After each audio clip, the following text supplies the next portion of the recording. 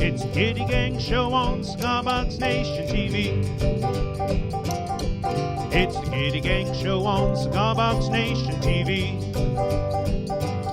And we're coming to you live from CB Gitty.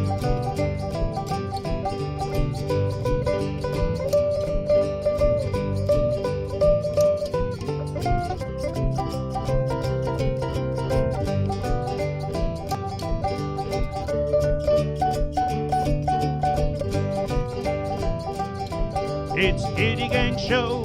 Gitty Gang Show. It's the Gitty Gang Show. Gitty Gang Show. It's the Gitty Gang Show. Gitty Gang Show. It's the Gitty Gang Show.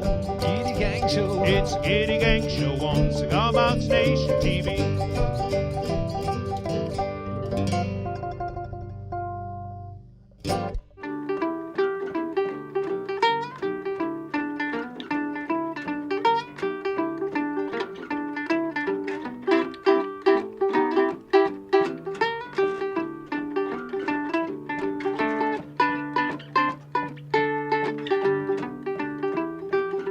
Hello and welcome to the Gitty Gang Show this week. Got a good show lined up for you. We have no picture of Nick. Nick has decided not to engage in our rampant beardery this week. What? Spoil sport. Just kidding, folks. Nick is still fully bearded. There he is. But anyway, the camera that's usually on Nick is out in the shop because we're going to be going out to the shop in just a few moments. Well, I'm going to be, I think. For a At the Bench segment or two. So we got a good show lined up for you. Now you might be wondering, why are we wearing these silly beards? Well, there is a reason, and that was to build up the suspense. Indeed. Glenn, what? Oh, geez. What you got going on under there?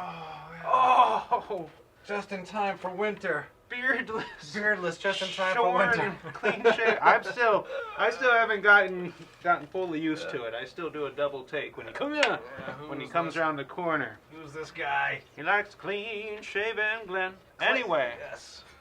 Yeah, good show for you this week. It is $5 Friday once again, and it's also we've got 4 more winners of our gift certificates giveaway. 4 $50 gift certificates.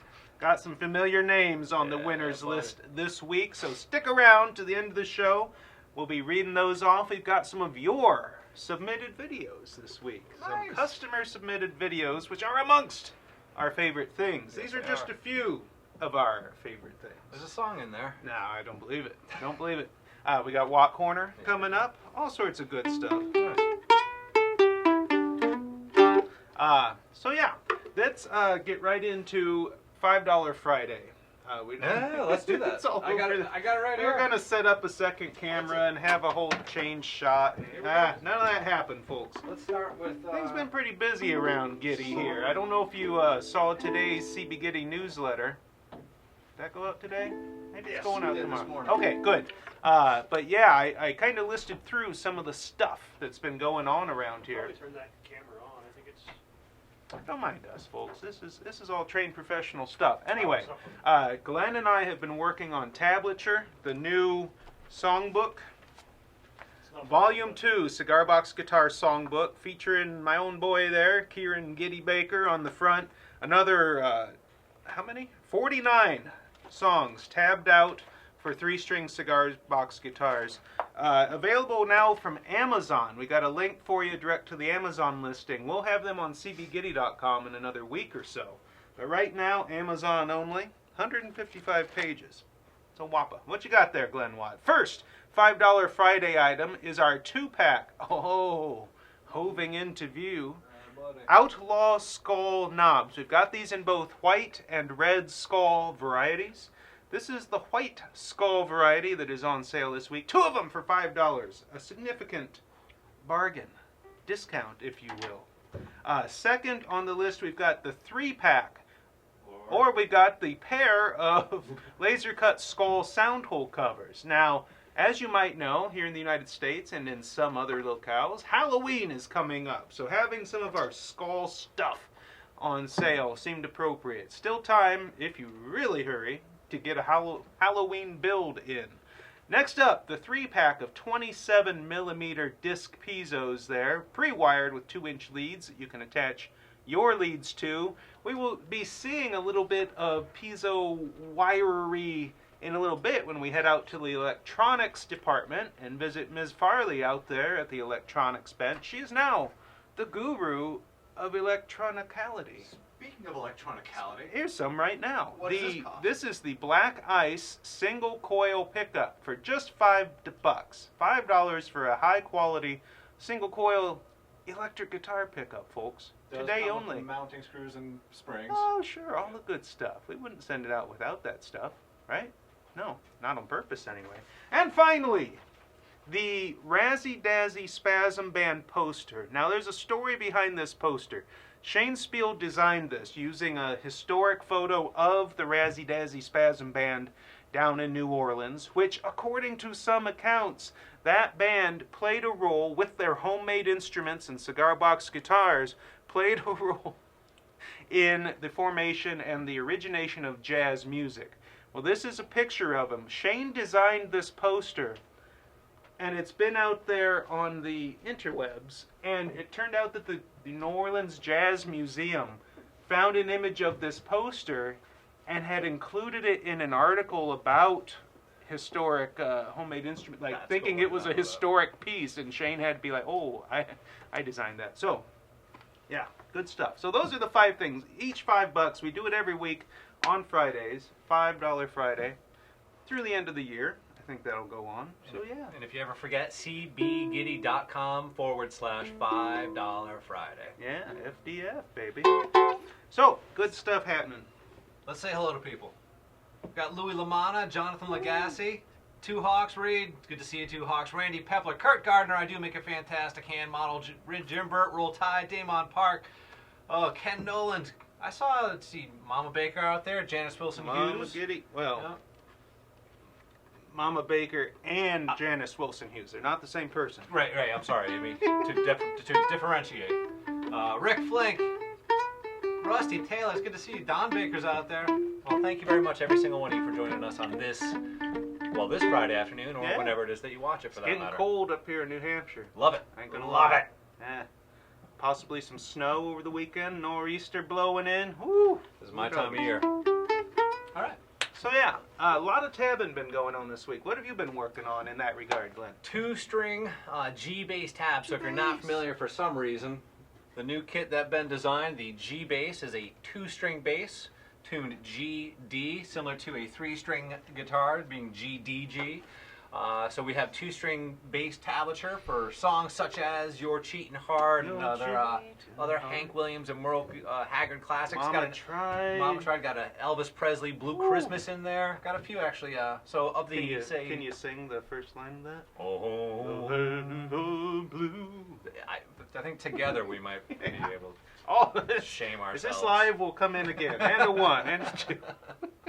Don't worry, we'll fix it in post. And all that, take all that out in post, folks. So yeah, Glenn has been working on bass tab, making bass tab to correspond with the free tablature we already have on cigarboxguitar.com, as well as starting to go through and revamp some of the older tab postings that are on there.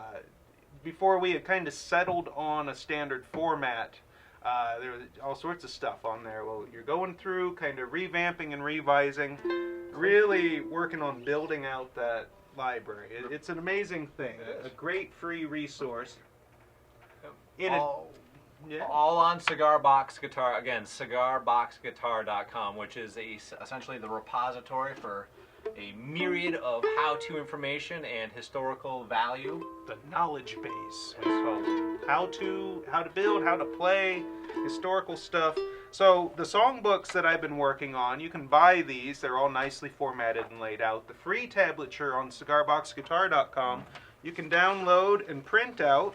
It's all available in printable PDFs that look kind of like this. You got your, I know it's a good ways from the camera, but you got your tablature, your chord indicators, your chord forms, lyrics, all the stuff you need. Yes. To make music. To make music. Yeah, And buddy. what better way could you do with the thing that you made with your hands? That's right. I tell you what, I've been immersed in Irish Celtic, Scottish music for the last few days.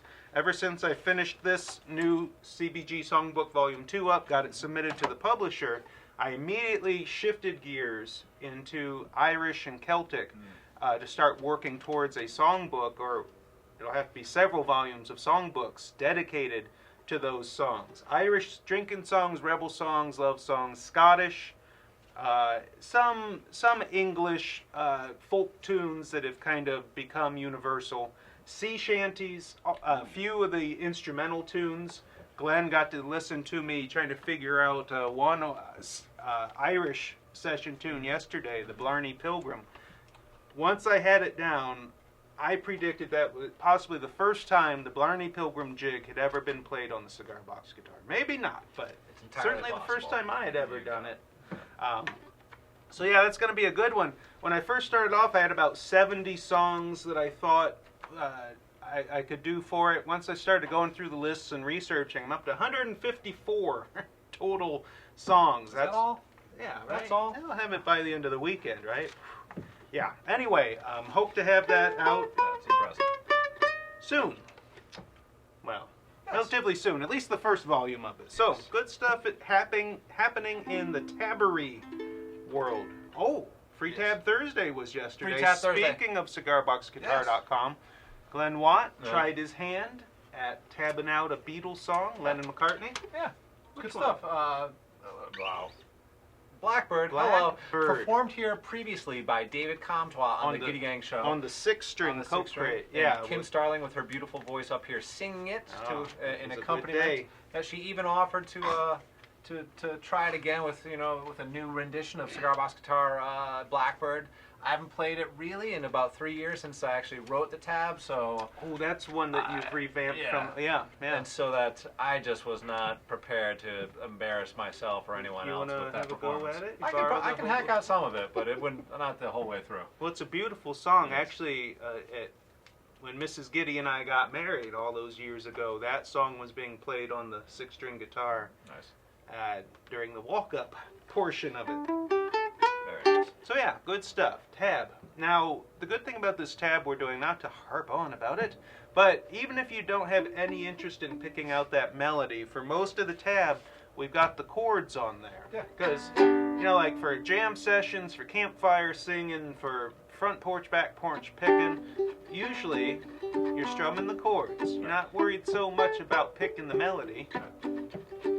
So, yeah, good stuff. It is good stuff. Well, I tell you what, we are moving right along here. We're going to go straight into Walk Corner, Okay. during which I'm going to head out to the shop and get ready at my workbench. I'm going to be showing you some of the methods that I've been working on for applying some color finishes to our new hubcap paint can lid resonator cones, including a special trick that I think all of you will be like, ah, that's easy. And then we're going to have some customer videos and then go back to the segment at Farley's Bench and then wrap it up in here, announce the drawing winners, and call it a show, folks. Nice. In the can. Yeah, buddy. That's a wrap. All right. That's all I got. Excellent. All right, Walk Corner. Let's do this. Da-da-da.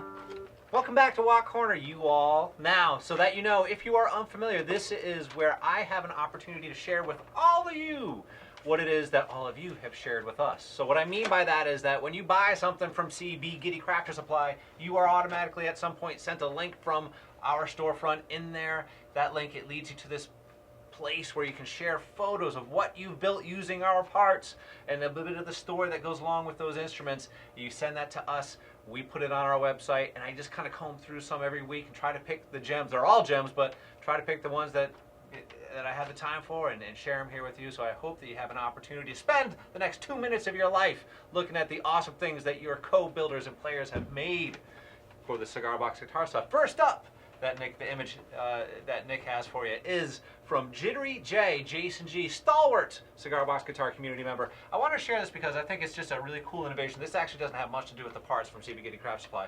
This fretboard, as Jittery J or Jason G writes, or as he writes, I was looking at the siding on my house where it meets the gutter downspout and noticed the downspout only touches the crests of the siding, and for some reason it gave me the idea for the jitterboard, a fretless fretted jitterboard, or a fretless fretted fretboard, and it's all said tongue-in-cheek.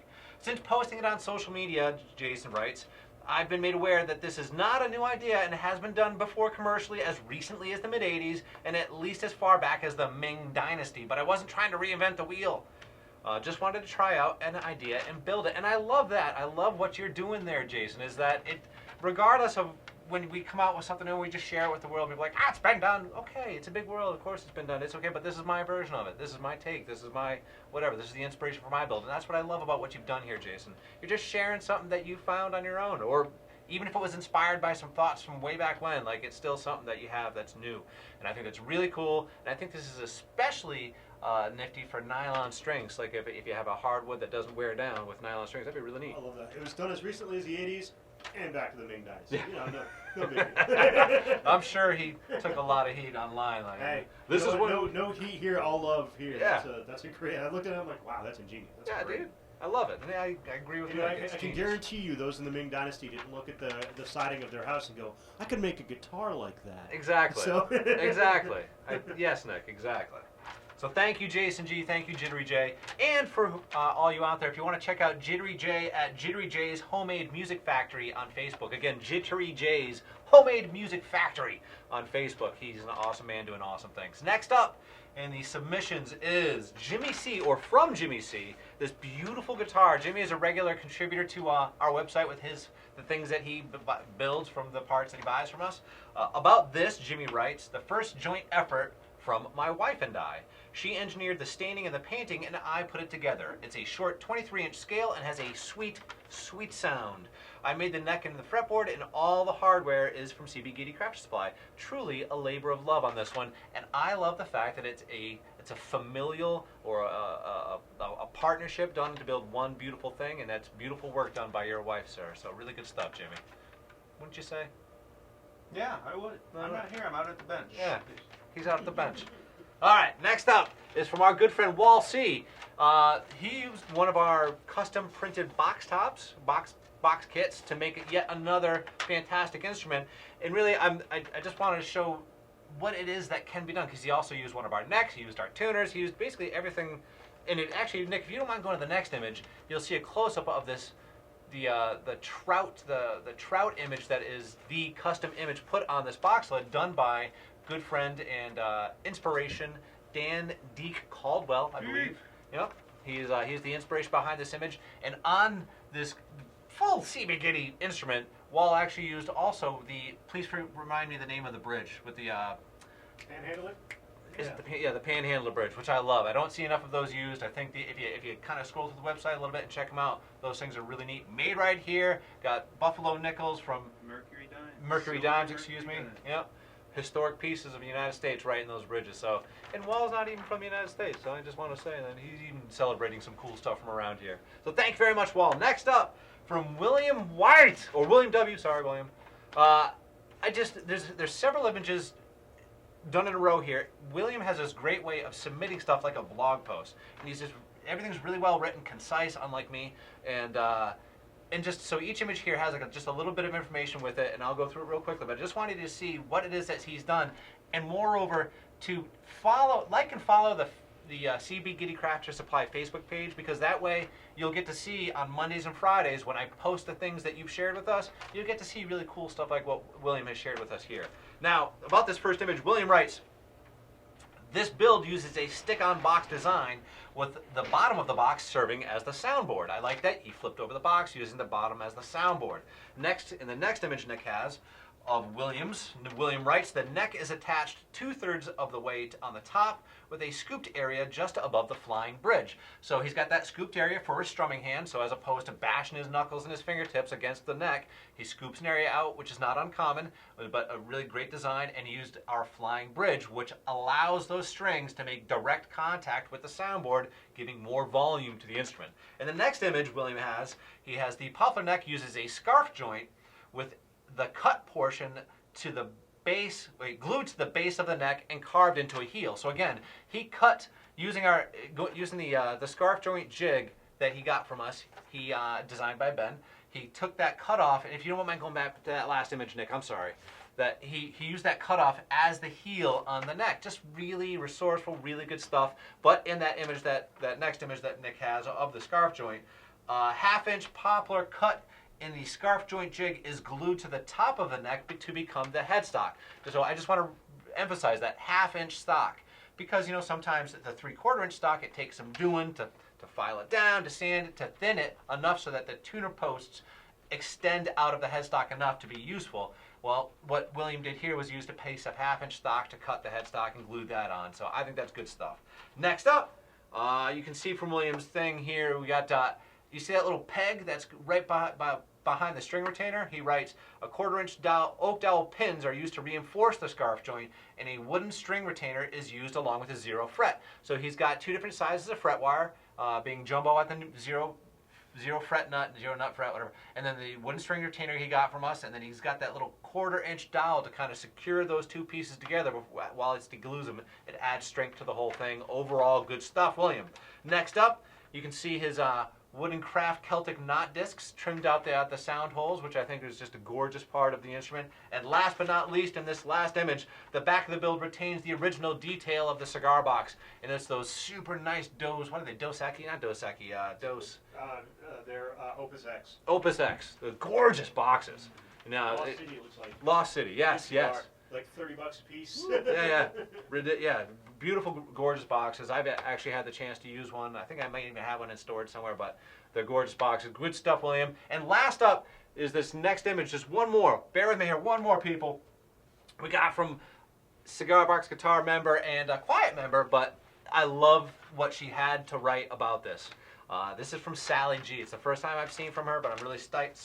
Now, if while reading this, it's short. If while reading this, I slip in between like New England accent, which is what I have, and like a Southern thing, which is a nondescript, terrible rendition of it. I'm sorry, but it fits sort of. So here we go. Even though she's from neither of those places. Found this tiny guitar at a thrift store, and by the way, what she has to writing encapsulates everything about our movement, I think. Found this tiny guitar at a thrift store. Tuners were blown, all banged up. Only 1 of 6 strings still playable. Had to give her a try. Nice sound, took her home. Looked up brand online. Most all comments were nothing but what a piece of useless junk this toy guitar is. Having been highly underestimated myself more than a few times, had to give her a try. Well worth the effort, she writes. Replaced 6 blown tuners with 3 Shane Spiels. Gave her a CB Gitty bridge and medium GDG strings. Buffed her up with findings, paint, and a couple of snippets of true spoken wisdom flowing from the lips of one of my favorite characters. Called a remedy because one of the glass shards decorating the headstock looks to be a remnant of a blue bottle used to hold some kind of remedy back in the day. She's beautiful, has a beautiful voice, can take her anywhere, and she's a great bang-about buddy. Those people who said she was junk don't know what they're talking about. And I think that's really what it is, man. Like the things that we make and play. Not all. Some of us make some super high-end stuff. Love it. All the power to you. To my hat. But there's a lot of people out there, us included, that use these things that were, and as Ben often cites, were never meant to make music. These pieces of trash or pieces of things that just junk that are laying around that were never intended ever to make music. And people are finding new life and new things and not always just going out to buy brand new conventional instruments, but making their own. And I think that's really good stuff. And thank you for joining me for Watt Corner. Wow. All right, heading out. All right, Ben's heading out here. You're going to get an image here of a empty bench here for 1 second. Yes, sir. But not long. As I pull.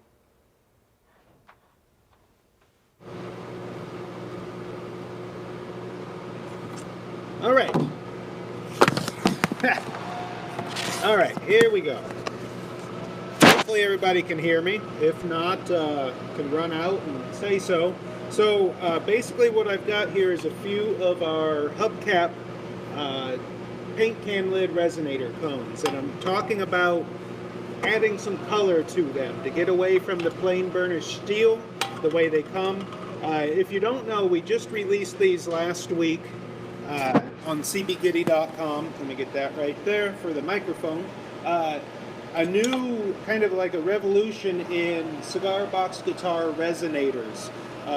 You know, with Charles Atchison shutting down his cone production, decided it was time to figure him out how to make something here, and making them out of the old paint can lids just seemed to fit really well. So I got a couple here, and something that I've kind of shown in the past are these steel colorization chemicals that you can get from the Surefin Chemical Company, SURFIN chemical.com. They're not particularly cheap. These little 8-ounce bottles are like 15 bucks or something plus shipping. And they are based on some acids and different things. So you're supposed to wear protection. You're supposed to wear protective items while using them. And some of you probably already know or have used other means of coloring or fast rusting metals. I know vinegar, a mix of vinegar and salt and such can be used. So here are a couple that I have done ahead of time using some bronzing, antique bronze. And I'm actually going to do a couple here. And this one actually is like a gunmetal color. So I'm going to show you what it takes to do one. I've got a cleaned, ready to go paint can lid here. And I'm using this plastic tub here to kind of keep the stuff up and off my bench. This particular blend I'm going to be using is the, let's see, the reddish brown, here it is, the antique bronze for steel and iron. And it's not as corrosive as some of them, so I'm not going to completely suit up, as it were. So I'm just going to get a little bit of it out into a container here and start applying it using just a regular paintbrush. You can see all over there. Probably sounded nice in everybody's speakers. So I'm just going to start brushing this on to my paint can lid. Actually, I'm going to put this glove on real quick just so I can hold the paint can lid while I brush it. Oh, that's a tight one. Alright. So just kind of applying this stuff to the metal. Adding more, because it is an actual chemical reaction going on here, you've got to add more as the chemical kind of gets used up by reacting with the metal. And you can see already it's starting to turn that metal colors. Not a very pretty color just yet. I'm just going to pour all of that in there so I can brush it around, get a nice good coating. And it's not like paint. It's not like a spray-on finish where you're just adding a layer to the top of the metal or the outside of the metal. This is actually a chemical reaction interacting with the metal and forming a layer kind of in the surface of the metal itself. Not on it, but kind of a part of it.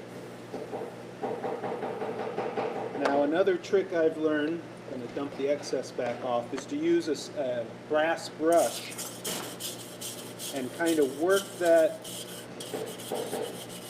liquid into the metal. Because what you want, of course, is a nice even coverage. You don't want it to be all blotchy. You don't want some of it to be covered and some not. Get a little bit of my glue back out in here. And the one good thing about the cones is that once installed in the lid of the guitar, there shouldn't really be anything touching the surface of the cone itself. You'll have a biscuit bridge or some kind of bridge on the pedestal, that raised center portion, what I call the pedestal. But like your pick shouldn't be hitting it, nothing should be rubbing against it. So any kind of finish you put on it should stay relatively unmarked. And I think that's a good thing. All right. I'm going to dump that excess out there. And I've got a rinse bucket right over here. It's a 5-gallon bucket full of clean water that I can use for dunking treated stuff in to get that chemical off. So I'm just going to do that real quick.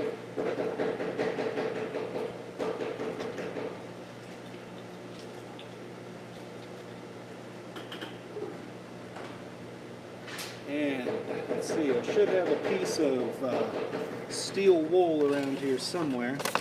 I just cleaned up my bench, and of course, now I can't find anything. I put stuff away, and suddenly can't find nothing. So here's what it came out looking like.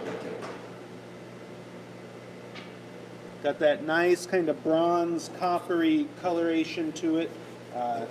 If I had a piece of steel wool here, I could use that on this to kind of take out some of those marks from the brush and smooth it out if I wanted to. So chemical-based colorations, they certainly work. They can have some cool effects. There's different, from blacks to grays to rust. I've got one up here that I haven't been patient enough to use yet. It's called Steel Etch.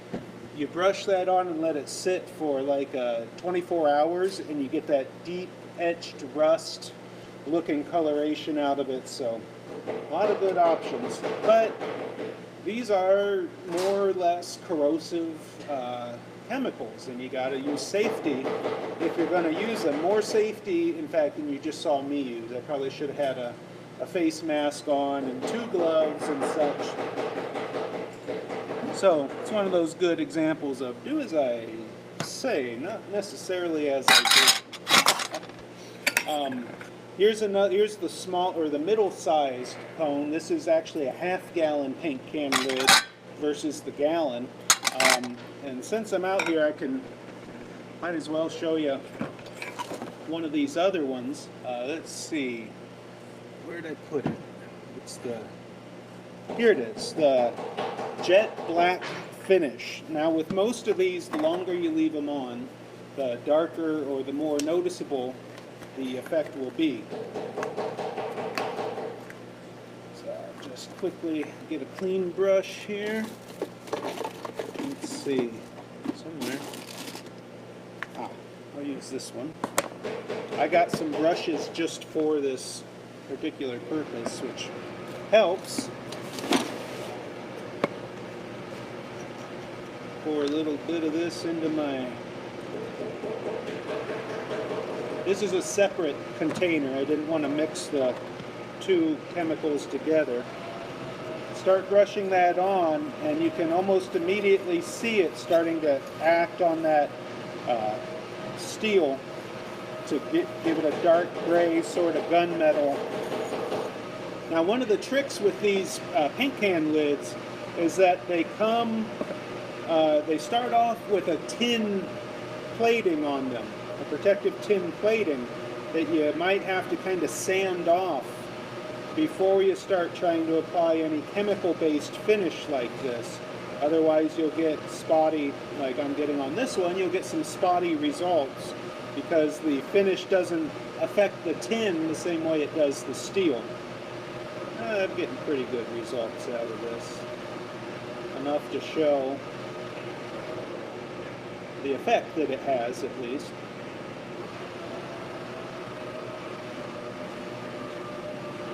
And with some of this stuff, like applying acid-based chemicals to metal, it can produce noxious fumes, and there's a lot of stuff that goes into it, all of which together has been enough to convince me that I'm not going to be getting into this on a production scale here at CB Gitty. That's why I'm showing you how to do it. If you want to get into this sort of thing, I've shown you where to get the chemicals. Anybody can get on that Surefin chemical site and order them. You can get them, you can do this, follow all safety recommendations. and it works on any steel, and they've got ones for brass and copper and aluminum as well. So you can really do some cool antiquing of your cigar box guitar builds and the parts that go on the builds, if you so desire.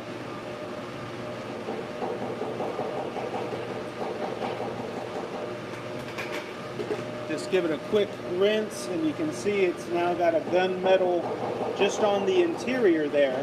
It's got a gunmetal finish to it. So that's the chemical-based method. Get this out of the way. But the good news with these is that there's a much easier way. And maybe some of you have already guessed what that is. Because these are just regular steel with a little bit of tin on them, you can use something that probably most of us already have in our shops. No fancy chemicals or anything. You can use regular old spray paint on them. Spray paint is such a thin coating. Hey, Glenn Watt. Spray paint is such a thin coating that it's not really going to affect the sound. It's not going to ruin anything. So here's one that I grabbed earlier and sprayed with some of this metallic gold spray paint. Premium 18 karat gold. This actually is a metallic that has like the flecks in it. Came out pretty good. It was just a quick spray, but she still rings like a bell. Probably couldn't hear any difference even if you wanted to between that one and actually it seems to ring better than, oh, this was a second anyway. So you can spray paint these any color, any combination you want. Makes them very versatile and doesn't ruin the sound. So I think it's good stuff. And that's about all I got. What do you got, Glenn Watt? I think we got customer submitted videos. Customer submitted videos. We're going to go to that, and while those are running, I'm going to take this here camera, move over to Farley's electronics bench for the next Live at the Bench segment. We ready? Let's go.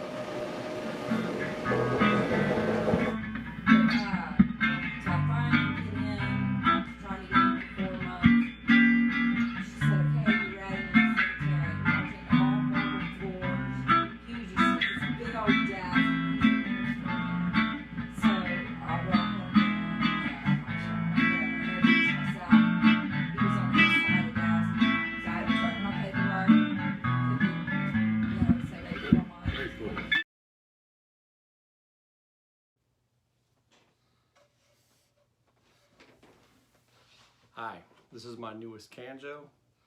Time to get a little patriotic.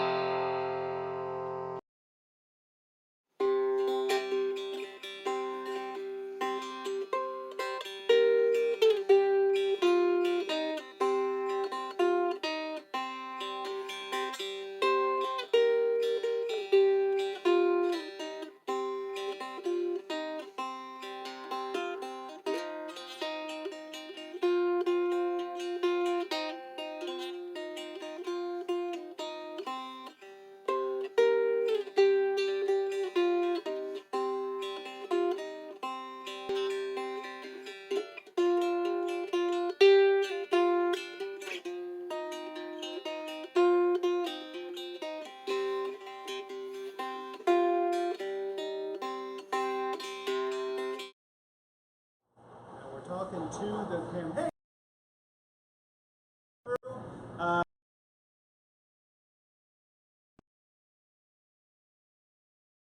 Let us know whether it's worth continuing. Out here with Farley at the electronics bench here. Hopefully you can hear us and everything. I know there's some background noise. Over here, this is my little draft bench. Soldering, it just sucks all the dust and everything right away from me, so I'm not breathing it in. So even though we use lead-free solder, it's still just, it's really reassuring to me just to know that it all just gets sucked away really well. But so I'm working on some basic like jack to piezo pickup, which we use for everything. And there's like several steps that you have to do. First I put on the jack, and then I have to lower the heat when putting the little disc piezo on. Yep. So that I have to lower my solder pen down quite a bit, or it will burn the ceramic in the little center. So there's some things to pay attention to for sure. But this is my whole little bench, all my goodies. And All right. is it coming through? Yeah, we're coming around. Yeah.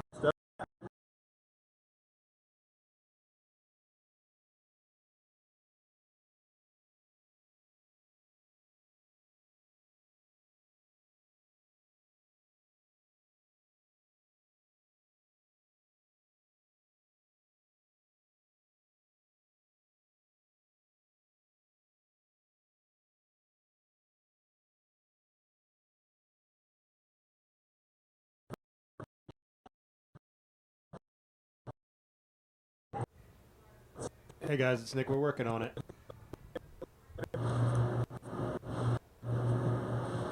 All right. Sorry about that. We got a sketchy wireless signal out here, so. So I have a bunch of harnesses. You can see this is just the chrome lipstick one. It's basic volume pot and jack. So the pre-wired harnesses take up a lot of the soldering time out here at the bench, taking our magnetic pickups and adding the volume control, tone control, and the output jack. Yeah. And so that one, this is a little more complicated because it's got the tone as well. So I have to assemble that and then put the jack on. But it's all really fun. So the ones with the tone, are those more or less favorite on the They're list? not my favorite. Not favorite. No. A little more. Yeah, there's a lot of pieces that I have to like pre-assemble, put together before then I can put the whole thing together. Yeah. Yeah, it's cool. And then I test them all, hand it over there, but make sure everything works good. And, Right. Well, grab the one for the base. One of the ones that she's been doing a lot of wiring for are the pre-wired pickups that go in our G-Bass kit that Glenn was playing earlier. It's one of these little P-Bass style bass pickups. Goes to the volume pot there and to the output jack. One of these Farley wired harnesses comes in every G-Bass kit we ship out. And the top of that box on the G-Bass is made to fit this exact pickup. So that's pretty cool. it's cool. Yeah. It's really fun. Yeah. So overall, compared to instrument building, you like being over here? It's different. It's not as creative, which is okay for me right now. Well, you got Yeah, I like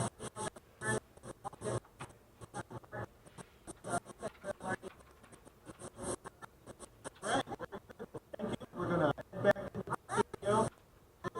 Get frozen again anyway. So hey, all right.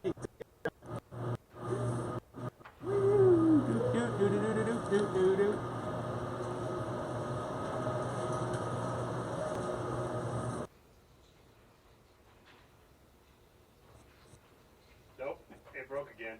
Yep. I'll take it to customer. Hey, everybody. Hey, well, look who's here. Get a load of this guy. Look at a lot of these people. Have we already played that video that I see on the bottom there? What? You're live. We're live. Right, but aren't we going to another customer video?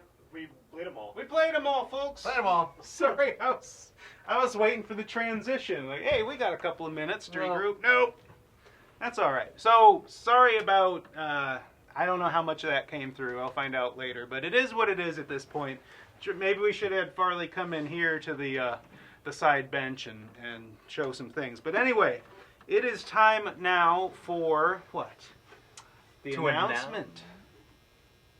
Yeah. Last week's winners. I ask you and then cut you off. Isn't that nice? No, it's not nice. Yes, last week's winners of the $50 gift certificate giveaways.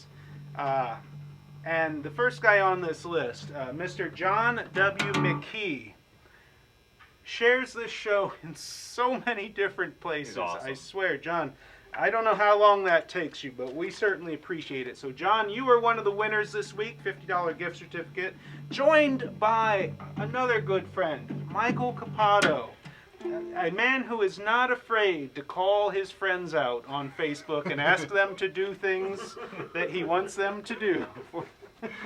Specifically, create tab. We'll try to get to it all, buddy. All right, so we got John McKee, Michael Capato, William Edward White is our number 3. There's a lot of Not money. the first time his name has been mentioned on today's show. So, William, congratulations. And finally, Brad Barbula. Hey. Congratulations. Nice. Those are the 4 winners this week. Of course, That's awesome. you know, I don't know how many thousands of dollars that makes this year that have been given away here on the Gitty Gang show, but a good bit, I think. And I'm happy that we are able to do it. Share this show, this week's show, publicly here on Facebook to be entered in this week's drawing. What you playing there, Glenn Wan? That sounds familiar. I forgot to write down any announcements. You got any announcements? Well, not this weekend, but next weekend there's a couple of fun things going on. You can certainly check them out on cigarboxnation.com on the events page, which I'm confident you go there regularly anyways, but in the event that you haven't been recently, the cigarboxnation.com events page fills you in on all the goings-ons in the cigar box guitar community. Goings on, yes. International, no less. Well, I know I promised this week to have more information about the Chicago Festival that's coming up. I have fallen terribly flat on that promise. I do not have any more information. Here we are. Sorry, I tried to get it back going here on the thing.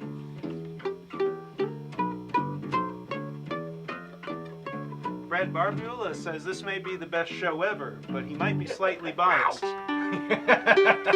see that? Yeah.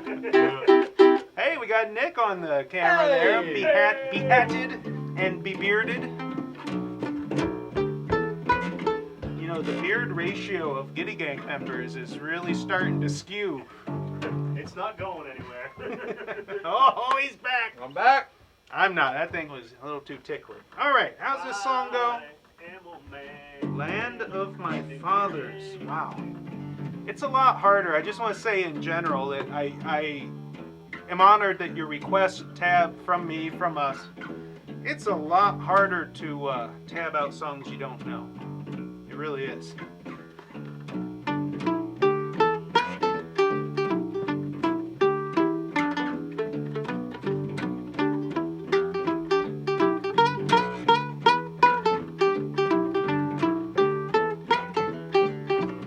Just wait for it to come around on the guitar.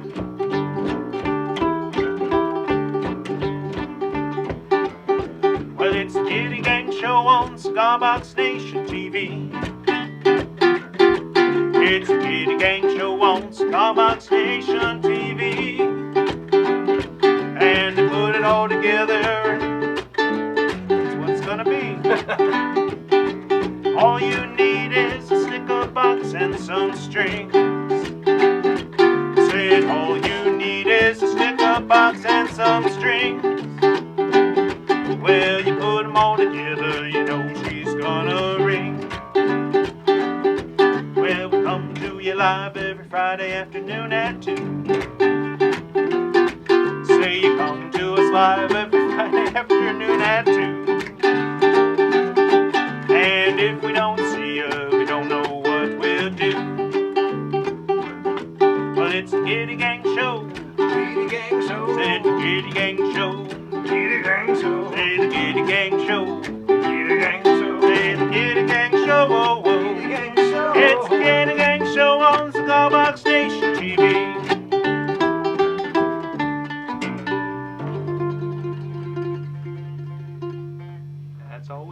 Anyway, folks, thanks for tuning in. We will see you again next week.